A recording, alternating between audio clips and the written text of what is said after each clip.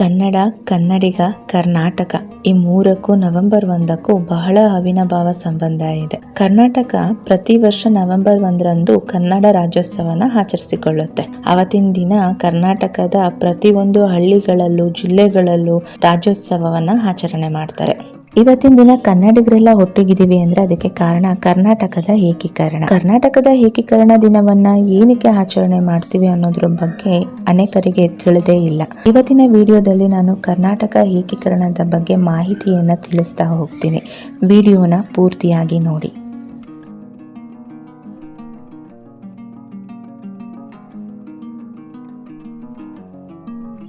ಕರ್ನಾಟಕ ಏಕೀಕರಣ ಹೋರಾಟ ಭಾರತಕ್ಕೆ ಬ್ರಿಟಿಷರಿಂದ ಸ್ವತಂತ್ರ ಬರೋದಕ್ಕಿಂತ ಮೊದಲೇ ಆರಂಭ ಆಗಿತ್ತು. ಸ್ವತಂತ್ರ ಪೂರ್ವದಲ್ಲಿ ನಮ್ಮ ಕರ್ನಾಟಕ ಈ ರೀತಿ ಇರಲಿಲ್ಲ. ಸುಮಾರು 20 ಆಡಳಿತಾತ್ಮಕ ಘಟಕಗಳಾಗಿ ಹಂಚಿ ಹೋಗಿದ್ವು. ಮೈಸೂರು ಸಂಸ್ಥಾನ, ಹೈದರಾಬಾದ್ ನಿಜಾಮರು, ಬಾಂಬೆ ಪ್ರೆಸಿಡೆನ್ಸಿ, ಮದ್ರಾಸ್ ಪ್ರೆಸಿಡೆನ್ಸಿ, ಕೊಡಗು ಇತ್ಯಾದಿ ಹಲವು ಆಡಳಿತಾತ್ಮಕ ಘಟಕಗಳು ಆಗಿನ ಕರ್ನಾಟಕದಲ್ಲಿದ್ವು. ಮೈಸೂರು ಸಂಸ್ಥಾನವು ಕನ್ನಡವನ್ನ ಅಧಿಕೃತ ಆಡಳಿತ ಭಾಷೆಯಾಗಿ ಮಾಡಿಕೊಂಡಿತ್ತು. ಕರ್ನಾಟಕದ 2/3 ಭಾಗ ಬ್ರಿಟಿಷರ ಆಳ್ವಿಕೆಗೆ ಒಳಪಟ್ಟಿದ್ರಿಂದ ಕನ್ನಡಿಗರು ಬಹುಸಂಖ್ಯೆಯಲ್ಲಿದ್ರೂ ಕೂಡ ಆಡಳಿತದ ಹಕ್ಕು ಬೇರೆಯವರ ಕೈಲಿತ್ತು. ಹುಬ್ಬಳ್ಳಿ ಕರ್ನಾಟಕವನ್ನ ಬಾಂಬೆ ಪ್ರೆಸಿಡೆನ್ಸಿ ಆಳ್ತಾ ಇತ್ತು. ಇಲ್ಲಿಯ ಜನಗಳು ಮರಾಠಿಯಲ್ಲೇ ವ್ಯವಹಾರವನ್ನ ಮಾಡಬೇಕಿತ್ತು. ಹೈದರಾಬಾದ್ ಕರ್ನಾಟಕಕ್ಕೆ ಬಂದ್ರೆ ಅಲ್ಲಿ ನಿಜಾಮರು ಆಳ್ವಿಕೆಯನ್ನ ನಡೆಸ್ತಾ ಇದ್ರು. ಉರ್ದು ಭಾಷೆಯ ಒತ್ತಡವನ್ನ ಆ ಜನಗಳ ಮೇಲೆ ಹೇರಿದ್ರು. ಕರಾವಳಿ ಕರ್ನಾಟಕಕ್ಕೆ ಬಂದ್ರೆ ಮದ್ರಾಸ್ ಪ್ರೆಸಿಡೆನ್ಸಿ ಆಳ್ವಿಕೆಯನ್ನ ನಡೆಸ್ತಾ ಇತ್ತು.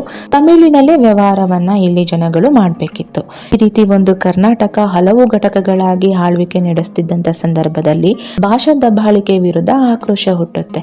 ಆ ಆಕ್ರೋಶವೇ ಕರ್ನಾಟಕ ಏಕೀಕರಣ ಚಳುವಳಿಯಾಗಿ ರೂಪುಗೊಳ್ಳುತ್ತೆ. 1890ರಲ್ಲಿ ಆರ್ ದೇಶಪಾಂಡೆಯವರು ಕರ್ನಾಟಕದ ವಿದ್ಯಾವರ್ಧಕ ಸಂಘವನ್ನು ಧಾರವಾಡದಲ್ಲಿ ಸ್ಥಾಪನೆ ಮಾಡ್ತಾರೆ. ಈ ಸಂಘದಲ್ಲಿ ಹಲವು ನಾಯಕರು ಪ್ರತಿಭಟನೆ ಆರಂಭ ಮಾಡ್ತಾರೆ. ಇದರ ಯಶಸ್ಸಿನ ಬಳಿಕ ಹಲವು ಸಂಘಗಳು ಹುಟ್ಕೊಂತವೆ. 1912ರಲ್ಲಿ ಗತವೈಭವ ಎಂಬ ಕೃತಿಯನ್ನ ಆಲೂರು ವೆಂಕಟರಾಯರು ಪರಿಚಯ ಮಾಡಿಕೊಡ್ತಾರೆ. ಗತವೈಭವ ಕೃತಿಯಲ್ಲಿ ವಿಜಯನಗರದ ಇತಿಹಾಸ, ಮರಾಠಿಗರು, ನಿಜಾಮರ ಆಳ್ವಿಕೆ, ಬ್ರಿಟಿಷ್ ಆಧಿಪತ್ಯ ಎಲ್ಲ ಮಾಹಿತಿ ಇದರಲ್ಲಿತ್ತು. ಈ ಕೃತಿಯು ಕನ್ನಡಿಗರಿಗೆ ಹೊಸದೊಂದು ಸ್ಫೂರ್ತಿಯನ್ನ ನೀಡಿತ್ತು.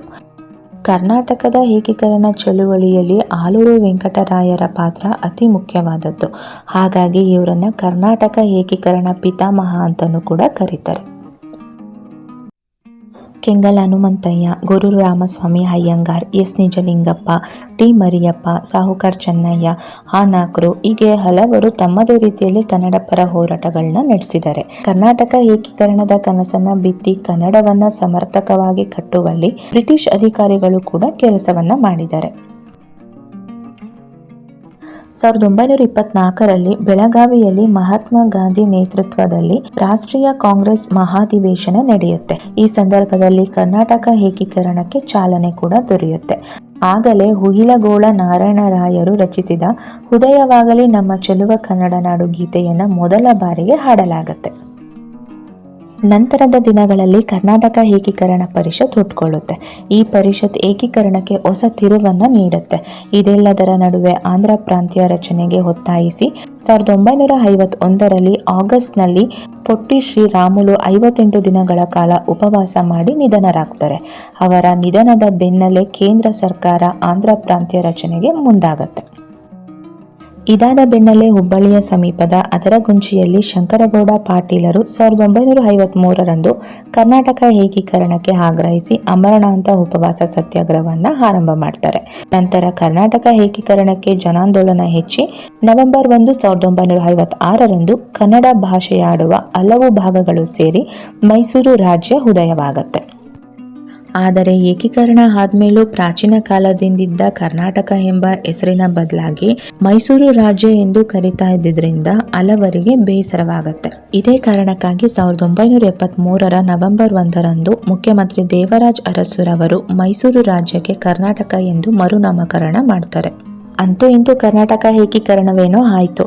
ಆದರೆ ಕೇರಳದ ಕಿರೀಟದಲ್ಲಿರುವ ಕಾಸರಗೋಡನ್ನು ಕರ್ನಾಟಕಕ್ಕೆ ಸೇರಿಸಲು ಇಂದಿಗೂ ಹೋರಾಟಗಳು ನಡೀತಲೇ ಇದ್ದಾವೆ. ಹಾಗಾಗಿ ಕರ್ನಾಟಕ ಏಕೀಕರಣವಾದಂಥ ದಿನ ನವೆಂಬರ್ 1 ಕನ್ನಡ ರಾಜ್ಯೋತ್ಸವವನ್ನಾಗಿ ಕರ್ನಾಟಕದಲ್ಲಿ ಆಚರಣೆ ಮಾಡ್ತಾರೆ. ನವೆಂಬರ್ 1ಕ್ಕೆ ಮಾತ್ರ ಕನ್ನಡಿಗರಾಗಿ ಸೀಮಿತರಾಗದೆ ನಮ್ಮ ರಾಜ್ಯ, ನಮ್ಮ ಭಾಷೆ, ನಮ್ಮ ಸಂಸ್ಕೃತಿ ಬಗ್ಗೆ ನಿರಂತರ ಒಲವು ಹೊಂದೋಣ ಅಂತ ಹೇಳ್ತಾ ಇವತ್ತಿನ ವಿಡಿಯೋನ ಮುಗಿಸ್ತಾ ಇದ್ದೀನಿ. ವಿಡಿಯೋ ಇಷ್ಟ ಆಗಿದ್ರೆ ಲೈಕ್ ಮಾಡಿ, ಹಾಗೆ ನನ್ನ ಚಾನಲ್ಗೆ ಸಬ್ಸ್ಕ್ರೈಬ್ ಆಗಿಲ್ಲ ಅಂದರೆ ನನ್ನ ಚಾನಲ್ಗೆ ಸಬ್ಸ್ಕ್ರೈಬ್ ಆಗಿ.